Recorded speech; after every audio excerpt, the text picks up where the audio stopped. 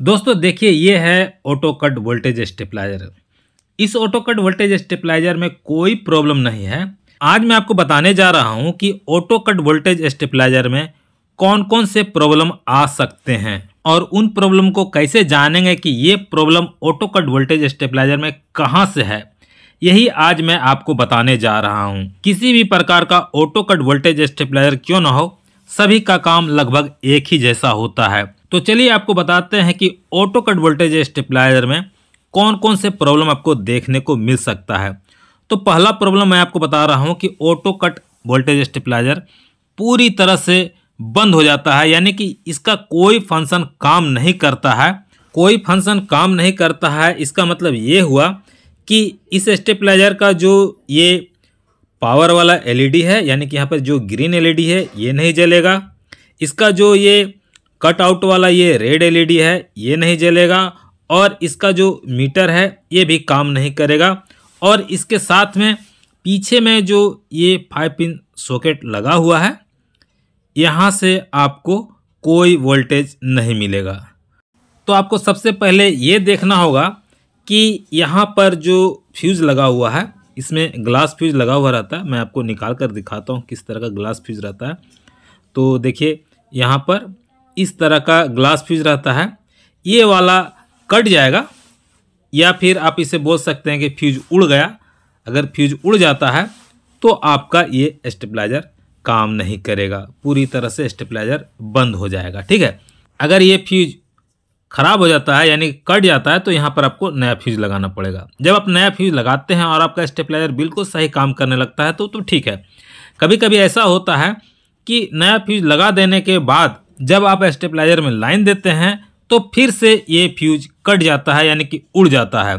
तो समझ लीजिएगा कि आपका स्टेबलाइजर में कहीं ना कहीं शॉर्टिंग है, उसे आपको चेक करना होगा। तो मैं यहाँ पर ये वाला फ्यूज लगा देता हूँ, क्योंकि ये फ्यूज बिल्कुल ओके है। अगर फ्यूज बिल्कुल ओके रहेगा और आपका स्टेबलाइजर बिल्कुल काम नहीं करेगा तो उसके लिए आगे क्या चेक करना है वो अब मैं आपको बताता हूँ। अब आपको इसके कवर को खोल लेना है। कवर को खोलने के बाद यहाँ पर जो आप ये ट्रांसफार्मर देख रहे हैं, इस ट्रांसफार्मर को आपको ध्यान से देखना है। ध्यान से आप देखिएगा कि ये जला हुआ तो नहीं है। वैसे भी ये जला हुआ रहेगा तो आपको पता चल जाएगा कि ये जला हुआ है, गंध भी देगा। अगर आपका ट्रांसफार्मर बिल्कुल ओके है तो आगे क्या करना है वो मैं आपको बताता हूँ। अब आपको ये जो पावर कोड है इस स्टेबलाइजर का, जहाँ से सप्लाई लाइन इस स्टेबलाइजर को दिया जाता है, इस पावर कोड को आपको चेक करना होगा। यानी कि ये जो पावर केबल है इसे आपको चेक करना होगा कि ये सही है या नहीं। अगर ये पावर केबल ख़राब है तो इसे बदल देंगे तो आपका काम हो जाएगा। अगर ये पावर कोड बिल्कुल ओके है, इसमें किसी प्रकार का कोई प्रॉब्लम नहीं है, तो आगे आपको क्या देखना होगा वो मैं आपको बताता हूँ। तो मैं इसे इधर घुमा लेता हूँ और आपको दिखाता हूँ। यहाँ पर आप ध्यान से देखिएगा, यहाँ पर एक DP/DT स्विच लगा हुआ है। ठीक है, ये DP/DT स्विच खराब हो जाएगा तो आपका स्टेबलाइजर पूरी तरह से काम करना बंद कर देगा। तो आप DP/DT स्विच बदल देंगे तो आपका काम हो जाएगा। अगर आपका ये DP/DT स्विच जो यहाँ पर ये लगा हुआ है, अगर ये भी बिल्कुल सही है, इसमें किसी प्रकार का कोई प्रॉब्लम नहीं है, तो आपको क्या करना होगा, तो आपको यहाँ पर जो ये रोटरी स्विच देख रहे हैं इसमें प्रॉब्लम होगा। अगर इसमें प्रॉब्लम होगा तो इसे बदल दीजिएगा तो आपका स्टेबलाइजर बिल्कुल ओके हो जाएगा। तो आप इस तरह से पूरी तरह से बंद हुए स्टेबलाइजर को पता कर सकते हैं कि प्रॉब्लम कहां से है। चलिए अब दूसरे प्रॉब्लम के बारे में बात कर लेते हैं। अब देखिए, इसमें आपको एक इस तरह का प्रॉब्लम देखने को मिलेगा कि जब आप इसमें लाइन देते हैं तो स्टेबलाइजर किट किट किट किट किट किट किट किट का आवाज़ करता रहता है। ये आवाज़ आपको रिले, यहाँ पर जो ये रिले है देखिए, इस रिले से आवाज़ आता रहता है, ये आवाज़ रुकता ही नहीं है। तो ये प्रॉब्लम कहाँ से होता है वो मैं आपको बताता हूँ। तो देखिए, स्टेबलाइजर में जो ये ऑटो कट सर्किट लगा हुआ रहता है, यहाँ पर देखिए ये जो सर्किट है इसमें आपको यहाँ पर देखिए डायोड लगा हुआ है। तो डायोड अगर शॉर्ट हो जाएगा तो आपके स्टेबलाइजर से हमेशा किट किट किट किट किट किट किट का आवाज़ सुनाई देता रहेगा। तो इसके लिए यहाँ पर जो ये डायोड है इसे आप चेक कर लीजिएगा। जो डायोड शॉर्ट होगा उसे बदल दीजिएगा तो आपका काम हो जाएगा। तो चलिए अब तीसरे प्रॉब्लम के बारे में बात कर लेते हैं। एक प्रॉब्लम आपको ऐसा देखने को मिलेगा कि जब स्टेबलाइजर में लाइन देते हैं, यानी कि जैसे ये प्लग है, इस प्लग को लगाने के बाद इसके स्विच को ऑन कर देते हैं, तो क्या होगा कि ये वाला ग्रीन एलईडी तो जलेगा, लेकिन जब इसमें ऑटो कट खुद ब खुद हो जाएगा, यानी कि कट आउट हो जाएगा, तो आप रोटरी स्विच को घुमा करके इसके वोल्टेज को कम करना चाहेंगे तो आप कितना भी वोल्टेज कम कर लीजिए, यहाँ पर ये कट आउट का एलईडी जलता ही रहेगा, यानी कि हमेशा ये ऑटो कट में ही रहेगा। तो ये प्रॉब्लम कहाँ से होता है वो अब मैं आपको बताता हूँ। तो देखिए, इसमें एक ऑटो कट सर्किट लगा हुआ है यहाँ पर, तो इसमें एक जीनर डायोड लगा हुआ रहता है, वो खराब हो जाएगा। किसी में जीनर डायोड के जगह पर देखिए इस तरह का ट्रांजिस्टर लगा हुआ रहता है, जिसमें सिर्फ 2 ही लेग होता है, बीच वाला लेग इसमें कटा हुआ रहता है, यानी कि बीच वाला लेग इसमें नहीं लगाया जाता है। तो ये जीनर डायोड का ही काम करता है, ठीक है। तो यहाँ पर जीनर डायोड या फिर इस तरह का ट्रांजिस्टर लगा हुआ रहेगा जिसमें 2 ही लेग रहेगा, तो ये वाला खराब हो जाएगा, तो आपको ये प्रॉब्लम देखने को मिलेगा। तो आप इसे बदल देंगे तो आपका काम हो जाएगा। तो चलिए अब चौथे प्रॉब्लम के बारे में बात कर लेते हैं। एक प्रॉब्लम आपको ऐसा देखने को मिलेगा कि ये ऑटो कट होगा ही नहीं, आप कितना भी इसका वोल्टेज बढ़ा लें, इसे स्टेप अप में भी करके आप वोल्टेज को बढ़ाएंगे तो ये कट आउट नहीं होने वाला है। और क्या होगा कि स्टेप अप में करके वोल्टेज बढ़ाएंगे तो ये वाला ट्रांसफार्मर गन गन का आवाज़ करने लगता है। तो ये प्रॉब्लम आपको देखिए यहाँ पर 33K का एक रेजिस्टेंस लगा हुआ है, देखिए ये वाला रेजिस्टेंस कट जाएगा या जल जाएगा तो ये प्रॉब्लम आपको देखने को मिलेगा। तो आपको क्या करना है, यहाँ पर ये रेजिस्टेंस बदल देंगे तो आपका काम हो जाएगा, ठीक है। तो चलिए अब 5वें प्रॉब्लम का बात कर लेते हैं। एक प्रॉब्लम आपको ऐसा देखने को मिलेगा कि आप स्टेबलाइजर में लाइन देते हैं और वो ऑटो कट में हमेशा चला जाता है, स्टेप अप में भी ऑटो कट में रहेगा, स्टेप डाउन में भी ऑटो कट में रहेगा, रोटरी को आप कितना भी कम ज़्यादा घुमा लीजिए वो ऑटो कट में ही रहेगा। यानी कि आप स्टेबलाइजर में लाइन दिए तो वो ऑटो कट में ही रहता है, यानी कि ऑटो कट से ये हटता नहीं, यानी कि कट आउट में ही ये हमेशा ये रेड एलईडी जलता रहता है। तो डाउन में कर लीजिए चाहे अप में कर लीजिए, कहीं भी कर लीजिए, लाइन देते ही ये ऑटो कट में चला जाता है, ठीक है। तो ये कट आउट का प्रॉब्लम कहाँ से होता है जो हमेशा ऑटो कट में ही रहता है, ये प्रॉब्लम मैं आपको दिखाता हूँ। सर्किट में यहाँ पर आप देखिए एक ट्रांजिस्टर लगा हुआ है, ये वाला, ये ट्रांजिस्टर शॉर्ट हो जाता है जिसके कारण ये प्रॉब्लम होने लगता है। तो आपको क्या करना है, यहाँ पर जो ये ट्रांजिस्टर लगा हुआ है इस ट्रांजिस्टर को आपको बदल देना है, बस इसे बदल देंगे आपका काम हो जाएगा। तो चलिए अब छठे प्रॉब्लम का बात कर लेते हैं। एक प्रॉब्लम आपको ऐसा देखने को मिलेगा कि स्टेबलाइजर जो है कि ऑटो कट में जाने वाला है, उसके पहले जो है कि इसमें से किट किट किट किट का आवाज़ आना शुरू हो जाएगा और ऑटो कट में चला जाएगा तो भी किट किट किट किट किट किट किट किट करता ही रहेगा। उसके बाद आप इसके वोल्टेज को कम करेंगे तो ये जो है कि ग्रीन एलईडी यहाँ पर जलने लगेगा और ऑटो कट बंद हो जाएगा, ठीक है। तो इस तरह से काम करेगा। फिर ये ऑटो कट में जाने वाला रहेगा तो फिर से ये किट किट किट किट किट किट किट आवाज़ करेगा और ऑटो कट में चला जाएगा तो भी किट किट किट किट किट का आवाज़ करता ही रहेगा, ठीक है। तो ये प्रॉब्लम कहाँ से होता है वो मैं आपको बताता हूँ और दिखाता हूँ। देखिए ये प्रॉब्लम जो इसका सर्किट है, ऑटो कट का जो ये सर्किट है, इसमें देखिए यहाँ पर आपको कैपेसिटर लगा हुआ दिख रहा है। ये जो कैपेसिटर है इसमें से कोई एक कैपेसिटर खराब हो जाएगा तो ये प्रॉब्लम आपको देखने को मिलेगा। तो जो कैपेसिटर खराब रहेगा उसे बदल दीजिएगा तो आपको काम हो जाएगा। तो चलिए अब 7वें प्रॉब्लम का बात कर लेते हैं। एक प्रॉब्लम आपको ऐसा देखने को मिलेगा कि जब आप स्टेबलाइजर में लाइन देते हैं तो आपका स्टेबलाइजर बिल्कुल सही काम करता है, लेकिन जब ये कट आउट में जाता है, ये रेड एलईडी जलने ही वाला रहता है, तो उस समय घर का एमसीबी ट्रिप कर जाएगा या घर का फ्यूज उड़ जाएगा, या फिर आप इसके वोल्टेज को बढ़ाते हैं और बढ़ाने पर ये कट आउट में चला जाता है तो उस समय भी आपके घर का एमसीबी ट्रिप कर जाएगा या घर का फ्यूज उड़ जाएगा। तो उसके बाद आप क्या करेंगे, स्टेबलाइजर का जो है कि वोल्टेज को कम कर देंगे इस तरह से, ठीक है। इसके बाद आप घर का एमसीबी जो ट्रिप हुआ है उसे ऑन कर देंगे या फिर घर का फ्यूज उड़ गया है उसे आप जोड़ देंगे। उसमें वायर, और फिर से आप स्टेबलाइजर चालू करेंगे तो स्टेबलाइजर बिल्कुल सही काम करेगा। लेकिन फिर से इसका अगर ये ऑटो कट में चला जाता है, यानी कट आउट में जाने वाला रहता है, तो उस समय फिर से वही हो जाएगा कि या तो आपका एमसीबी ट्रिप कर जाएगा या फिर आपका घर का फ्यूज उड़ जाएगा। ये प्रॉब्लम बार बार होता रहेगा। तो ये प्रॉब्लम कहाँ से होता है वो मैं आपको बताता हूँ। तो यहाँ पर जो आप ये कट आउट वाला ये रेड एलईडी देख रहे हैं, ये शॉर्ट हो जाने के वजह से ये प्रॉब्लम आपको देखने को मिलेगा। ठीक है, तो आप इस एलईडी को बदल देंगे तो आपका काम हो जाएगा। तो चलिए अब 8वें प्रॉब्लम का बात कर लेते हैं।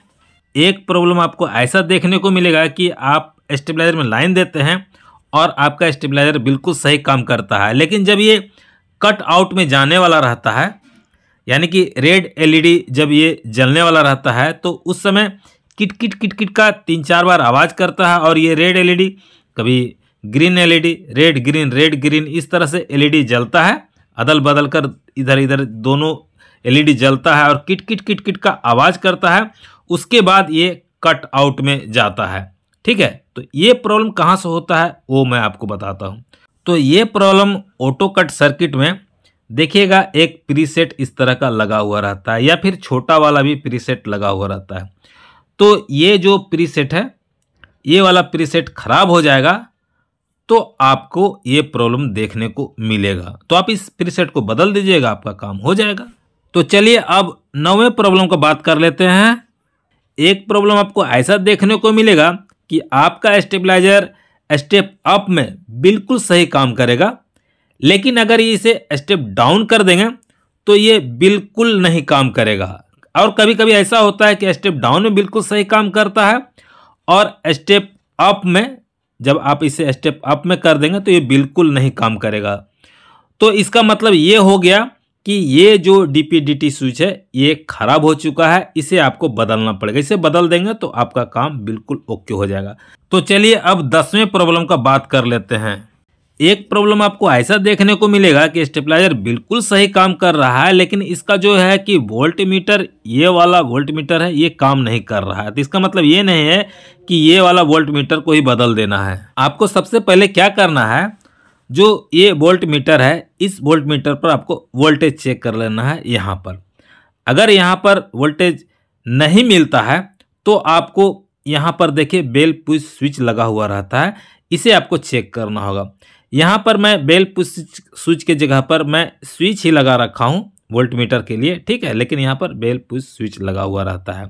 या फिर इस बेल पुश स्विच के जगह पर यहाँ सामने में एक पुश स्विच लगा हुआ रहता है। तो आपका बेल पुश स्विच खराब हो जाए या फिर पुश स्विच खराब हो जाए, कोई एक ही लगा हुआ रहता है, तो उसे आप बदल देंगे तो आपका काम हो जाएगा। अगर आप वोल्ट मीटर पर वोल्टेज चेक करते हैं, यहाँ पर जब आप वोल्टेज चेक करते हैं और आपको वोल्टेज बिल्कुल सही मिलता है तो समझ लीजिएगा कि ये वाला वोल्ट मीटर खराब है, इसे आपको बदलना पड़ेगा। तो चलिए अब 11वें प्रॉब्लम का बात कर लेते हैं। एक प्रॉब्लम आपको ऐसा देखने को मिलेगा कि आपका स्टेबलाइजर बिल्कुल सही काम कर रहा है, लेकिन इसका जो पावर वाला एलईडी है ये वाला ही नहीं जल रहा है। तो इसमें कोई खास प्रॉब्लम होता नहीं है, इसमें सिर्फ ये वाला जो इसमें रेजिस्टेंस लगा हुआ रहता है। यहाँ पर आप देखिए, ये जो रेजिस्टेंस आप देख रहे हैं, ये रेजिस्टेंस 82K का होता है या फिर 100K का होता है। ये जो रेजिस्टेंस है ये ग्रीन एलईडी के साथ जुड़ा हुआ रहता है। तो ये वाला रेजिस्टेंस खराब हो जाएगा तो आपका एलईडी नहीं जलेगा, ठीक है, या फिर एलईडी ही खराब हो जाएगा तो आपका एलईडी नहीं जलेगा, या फिर ये वाला रेजिस्टेंस और ये ग्रीन एलईडी दोनों एक साथ खराब हो जाएगा तो ये आपका ग्रीन एलईडी नहीं जलेगा। तो आपको यहाँ पर रेजिस्टेंस खराब होगा तो रेजिस्टेंस बदल दीजिएगा, अगर ये ग्रीन एलईडी खराब होगा तो ये बदल दीजिएगा, या फिर रेजिस्टेंस और ग्रीन एलईडी दोनों खराब होगा तो आपको दोनों बदलना पड़ेगा, ठीक है। तो चलिए अब 12वें प्रॉब्लम का बात कर लेते हैं। एक प्रॉब्लम आपको ऐसा देखने को मिलेगा कि इसमें जो रेड एलईडी है ये नहीं जलता है, बाकी सारा काम करता है, ये ऑटो कट भी होता है, सब कुछ होता है, लेकिन ये रेड एलईडी नहीं जलता है। तो इसमें आपको क्या करना है, बस उसी तरह जिस तरह से ग्रीन एलईडी में रेजिस्टेंस लगा हुआ रहता है, उसी तरह से इस रेड एलईडी में भी एक रेजिस्टेंस लगा हुआ रहता है। देखिए एक रेजिस्टेंस लगा हुआ है, ये भी 82K का होता है या फिर 100K का होता है, ये खराब हो जाएगा तो ये देखिए रेड एलईडी के साथ जुड़ा हुआ है, जैसे ग्रीन एलईडी के साथ 82 का रेजिस्टेंस जुड़ा हुआ, तो उसी तरह से देखिए यहाँ पर इसके साथ ये जुड़ा हुआ है। तो उसी तरह से चेक करना, या तो रेजिस्टेंस खराब होगा, या तो एलईडी खराब होगा, या फिर दोनों खराब होगा। तो जो भी खराब होगा इन दोनों में से उसे आप बदल देना, दोनों खराब हो दोनों बदल दीजिएगा, ठीक है। तो चलिए अब 13वें प्रॉब्लम का बात कर लेते हैं।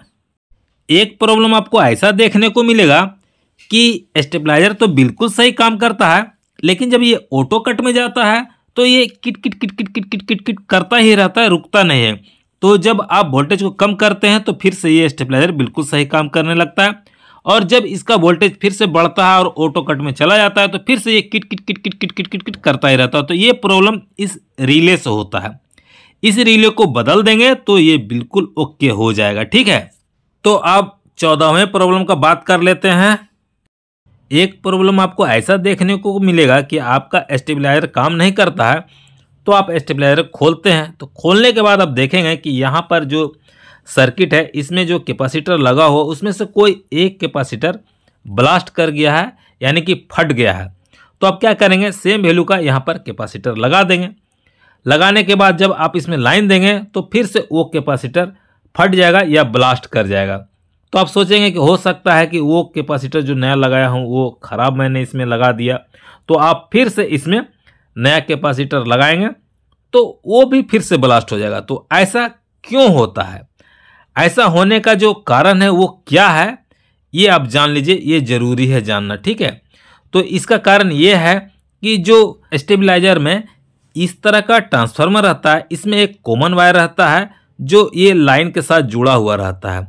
तो ये वायर यहाँ से टूट जाएगा, कट जाएगा या फिर छूट जाएगा तो इसमें लाइन जाना बंद हो जाएगा, जिसके कारण ये प्रॉब्लम आपको देखने को मिलेगा। तो ये वाला वायर को आपको यहाँ पर अच्छी तरह से जोड़ देना है, यानी कि ये लाइन के साथ अच्छी तरह से जुड़ जाएगा। उसके बाद सर्किट में ब्लास्ट किया हुआ कैपेसिटर को आप बदल देंगे तो आपका काम बिल्कुल ओके हो जाएगा, ठीक है।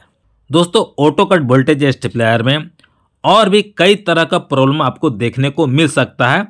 मैंने कुछ ही प्रॉब्लम को इस वीडियो में जो है कि लिया हूँ, सभी प्रॉब्लम को तो मैं नहीं बता सकता क्योंकि वीडियो काफ़ी लंबी हो जाएगी अगर सभी प्रॉब्लम को मैं बताऊंगा तो।